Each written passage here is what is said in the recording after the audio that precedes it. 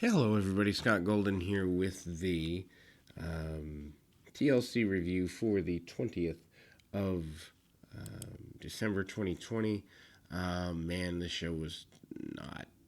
It was.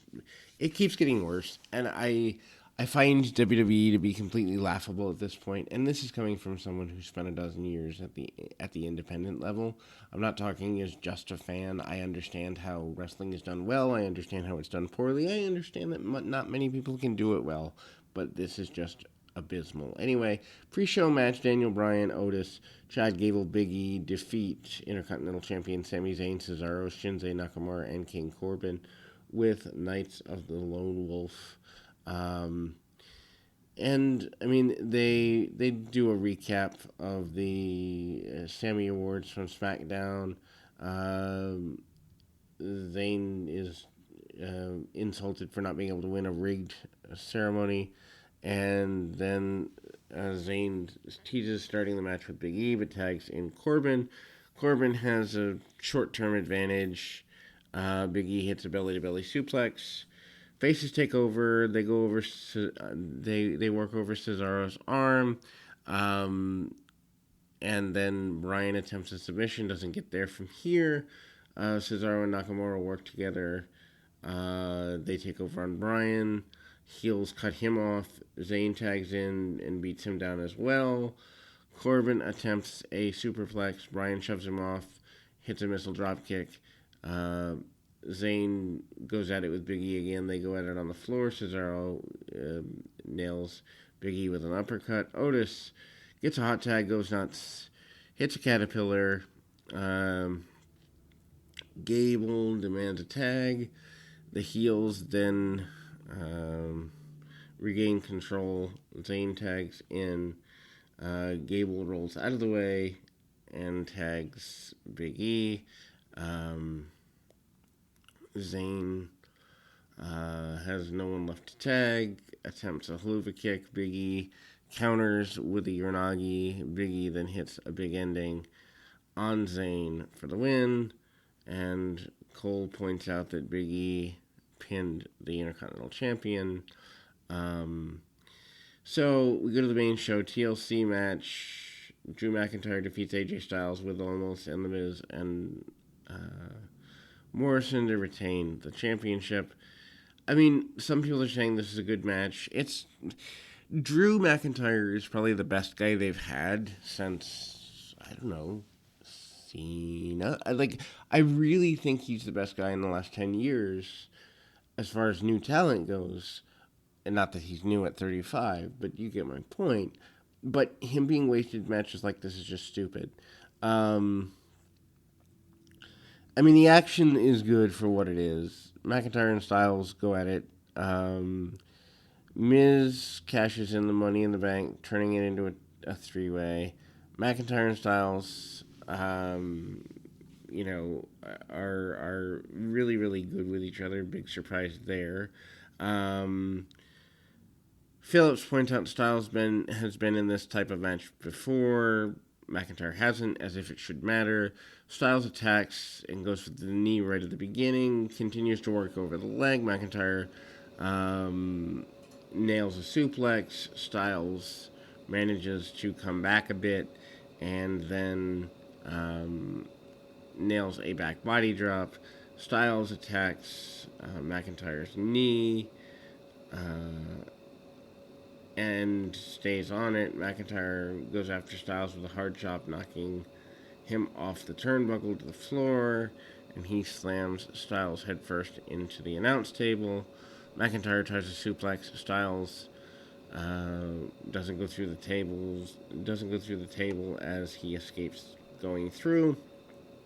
McIntyre and Almost have a stare down. McIntyre drops Styles over the barricade and sends him through a bunch of chairs, sets up a table. He then sets up a ladder in the ring. Styles nails him with the chair and the injured knee. I mean, they tell a good story here. Styles puts the chair in the corner, tries to send McIntyre into it. McIntyre reverses. and then slingshots him into the ladder. Styles lands on the ladder. McIntyre cuts him off and sends him slingshotting into the chair. McIntyre attempts to climb up again. Styles attacks the injured leg. Styles then drops a ladder on McIntyre.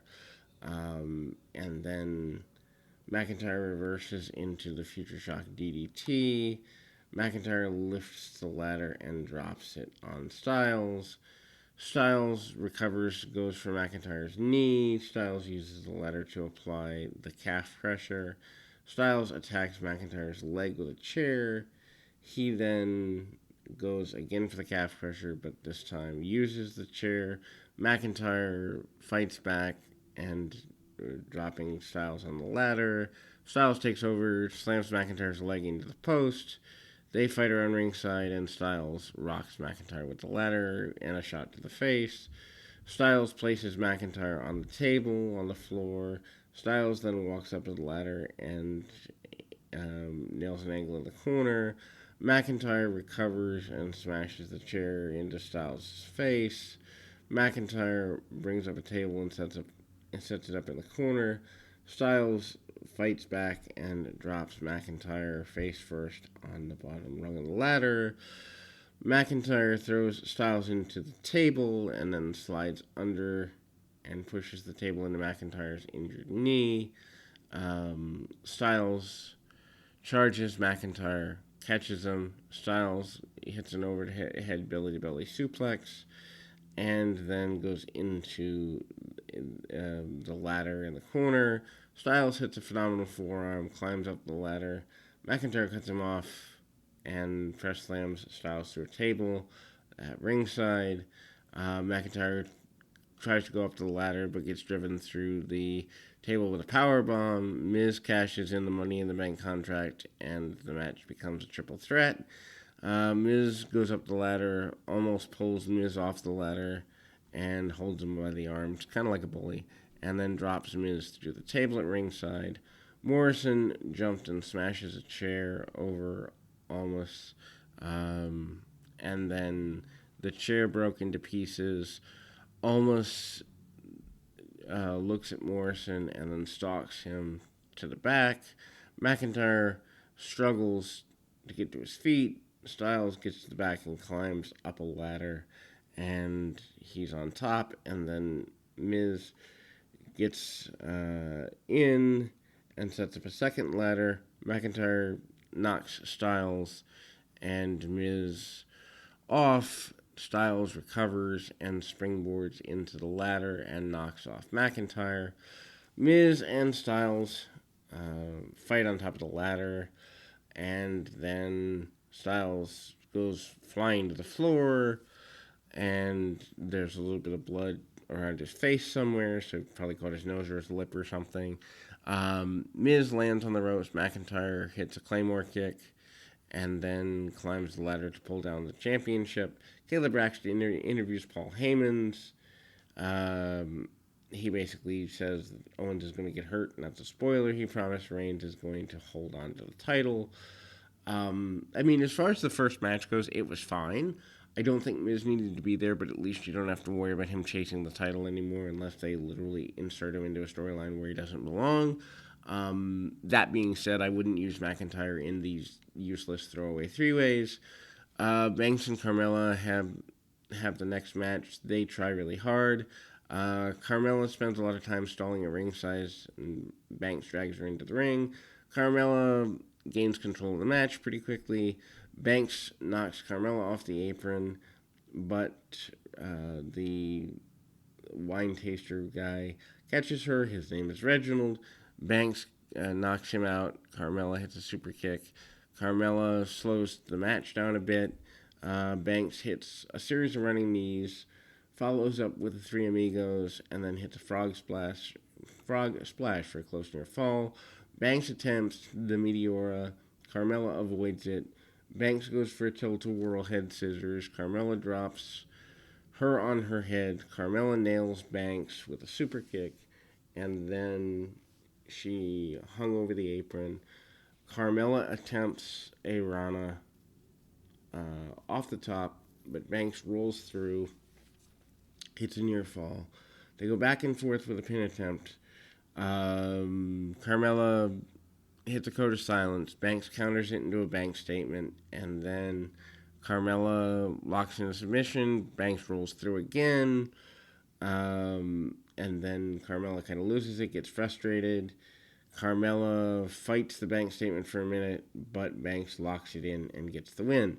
This is fine. Probably the best match Carmella has had in a long time, if ever.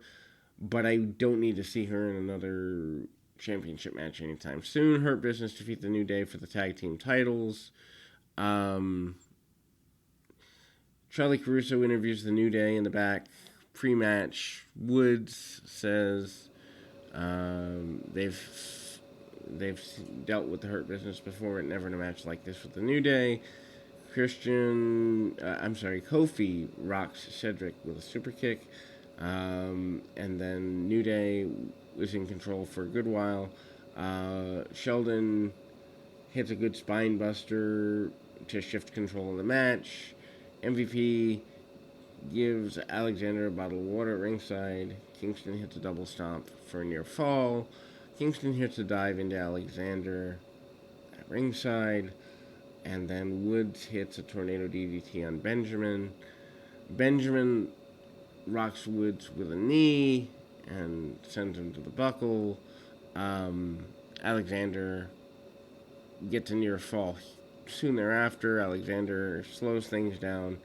Heels cut Woods off. Woods fights back, and Kingston got a hot tag in a nifty little spot.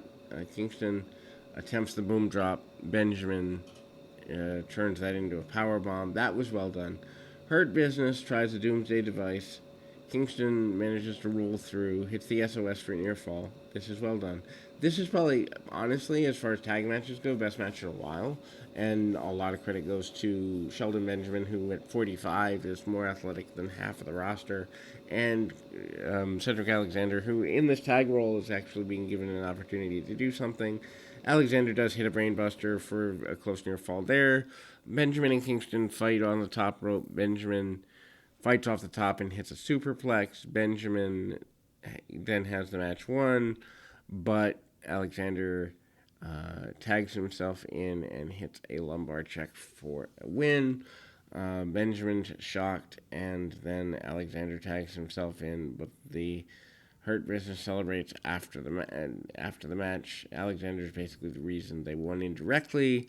They recap the Sammy Awards. Zayn approaches Caleb Braxton to find out what the snafu was. Asuka and Charlotte Flair defeat Shayna Baszler and Nia Jax for the women's tag title. Good to see Charlotte Flair back. Tom Phillips gives an injury update on Lana. He says she's got injuries to her elbow and knee. And then Charlotte ends up being Asuka's partner. Match is fine. But, I mean, certainly Charlotte coming back in this, I don't know that that's in the best interest. I would have saved her for the Rumble or something significant, but that's just me. Baszler and Asuka trade kicks to start the contest. Baszler hits a stomp on the arm and then escape. Flair gets tagged. She goes in, dominates Jax. Baby faces are in control until Jax sends Asuka into the ring post. Heels isolate Asuka and cut her off in the corner. Baszler stomps Asuka's elbow and works over her arm. And Asuka fights back and attempts to make a tag. Baszler puts Flair off of things. Flair gets knocked down. Baszler hits a right hand. Flair gets a hot tag and runs wild on the heels. And Ric Flair is shown watching in the back. Why he needs to be there and take a risk during the pandemic, I don't know. There's nothing on TLC or any WWE show at this point that a 70-plus-year-old man should be traveling for no reason. Anyway, Flair knocks Baszler down with a right hand, and Flair gets a hot tag, goes nuts again. They show, and Flair goes after the leg. Asuka rocks Baszler with a sliding knee. Flair hits a moonsault to the floor. This is at least well placed, and they're not doing tons of stupid spots. So normally I go nuts about those type of moves with no crowd, but yeah. Asuka makes a blind tag and hits a Samoan drop on Flair. Baszler attempts the Coquina clutch. Flair tags her into the match. Finish comes with Asuka and takes out Jax with a hip attack. Baszler locks on the Coquina clutch on Flair, but rolls through and then hits a natural selection for the win. TLC, Roman Reigns with Heyman defeats Kevin Owens to retain the title, and this was fine. They tried to make it as different as they could. They work a bit of a slower pace.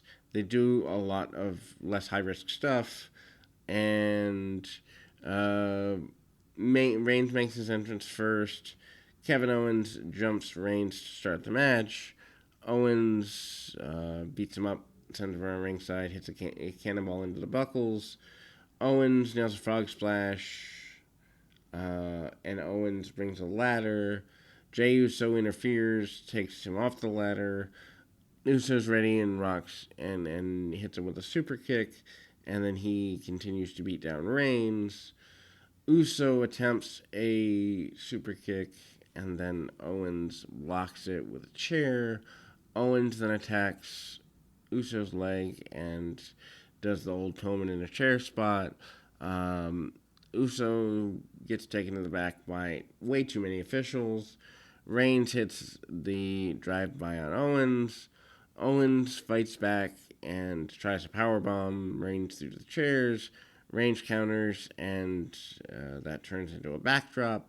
Reigns climbs the ladder. Owens cuts him off again. He follows that up with a fisherman suplex onto a chair. Ouch. Owens climbs up to the top of the ladder, and Uso manages to run back, so why did we waste time with the referee spot? Continuity, guys. Some level. Anyway, Owens and Uso brawling. Reigns hits a Superman punch. Uso brings two tables into the ring. Owens fights back, hits a super kick on Uso and a stunner on Reigns. Owens then sets up a ladder. Uso pulled him into the ring. They fight around the ringside area until Owens gave Uso a pop-up powerbomb through the announce table. Owens then buries Uso under the announce table and climbs to the top of the ladder. Reigns jumped back in and they fight on the ladder. Reigns pulls Owens down and countered a super kick into a powerbomb on the ladder and gives Owens a back suplex on the ladder and on its side. Ouch. Reigns sends Owens to the floor, choke slams him through the table, and then he gives Owens a Samoan drop through another table. So they're using the tables judiciously, but at least it makes sense where they're using them. Reigns gets back in the ring, climbs up the ladder. Owens drops himself back into the ring. Owens grabs Roman's leg and climbs back down and makes fun of Owens. Owens slaps Reigns in the face. Reigns snaps and spears Owens through a table in the corner. Owens drags himself to his feet and makes fun of Reigns at ringside. Reigns goes for a spear, but Owens moved and Reigns crashed through the barricade. Owens climbs up the ladder. Reigns cuts him off. Owens fights back and gives Reigns the pop-up powerbomb through a table. And then Owens climbs to the top, touches the title. Uso comes in and interferes for the third time. Owens drops down and gives Uso a stunner.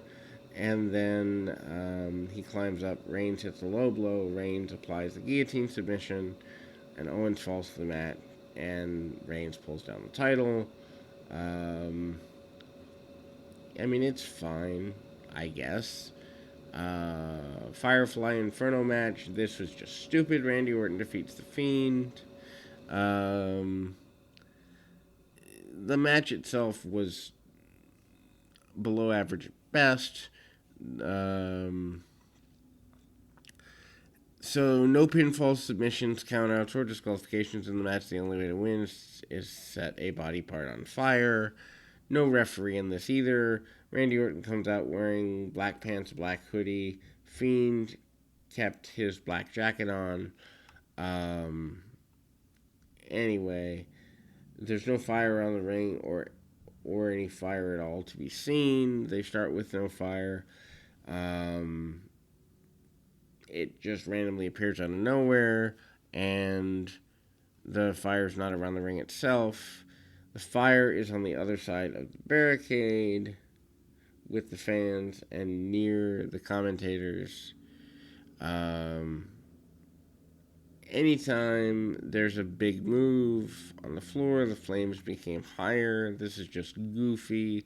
I didn't like it when they did it in 97, 98, 99, whenever with Kane and Undertaker. I don't like it now. Orton and The Fiend stare at each other for a while. Orton tries to attack, but it doesn't affect The Fiend. Fiend takes over, nails Orton with a crossbody block. Fiend attempts Sister Abigail, but Orton countered with a backbreaker. Move doesn't hurt him. Fiend jumps up to his feet. He then tries Sister Abigail. Fiend lifts his arms, and the fire finally appears. They fight around ringside and tease. Orton getting set on fire. Fiend attempts and hits Orton with an axe. Orton tries to hit Orton with the axe, but Orton avoids it. Fiend then sets up a rocking chairs and covers it with gasoline. He puts Orton in the chair and sets it on fire. Orton moves in time. Orton takes over with the axe handle and then a chain. This is just it's bad horror movie stuff, like C-level horror movie. It's just stupid. Fiend fights back with an axe handle on fire. Orton cuts him off. Orton gives the Fiend a draping DDT on the apron. Orton and the Fiend jump to the back, and Orton hits an RKO on the Fiend, who is still on fire. Orton seems afraid and checks on the Fiend. Fiend wasn't on fire anymore, or moving for that matter. Orton grabs the gasoline and covered the Fiend in gas. He slowly lights a matchstick and tosses it on the Fiend. Fiend's body is set on fire and burned in the middle of the ring. Commentators were disgusted with Orton's actions. Clearly, they replaced the Fiend with some sort of stunt double. Orton celebrates. Fiend's body is burning, haha, in the ring. This was by far one of the worst stunt segments ever, and a terrible way or a great way, depending on your perception, to end 2020, because, well, WWE is just dying, kind of like they wanted to insinuate The Fiend was doing. Anyway, we'll be back with more right after this.